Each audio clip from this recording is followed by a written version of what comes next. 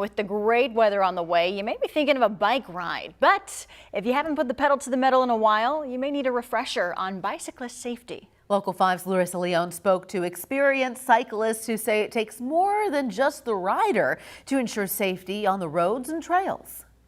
Well, it's a beautiful day to go on a bike ride, and a cyclist I spoke to said people in the community need to be more mindful of cyclists in the upcoming months and forever. The bike community is very close.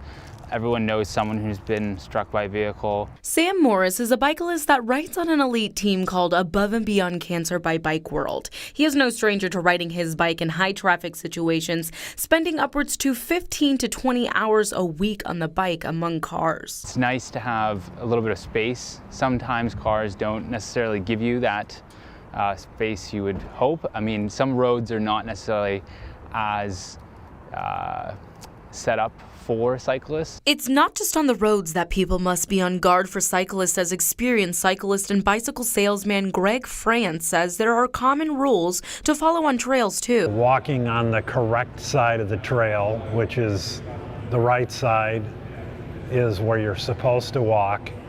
When you're out walking on the streets, they want you to walk against traffic, while on the trails you're supposed to walk with traffic. Sam says even with all of his training, there are still opportunities for dangerous situations, as according to the CDC transportation and safety data, nearly 1,000 bicyclists die and over 130,000 are injured in crashes every year in the United States. Someone who's driving is basically in a weapon or a motorized weapon, and we're out in tight clothing on our bikes. So it can be, a little scary. So before you kick up that kickstand and get riding, make sure that you're prioritizing your safety this summer. Larissa Leone, Local 5 News, we are Iowa. Greg France says he has been cycling for years and he always gets scared when he sees people listening to music while they're cycling.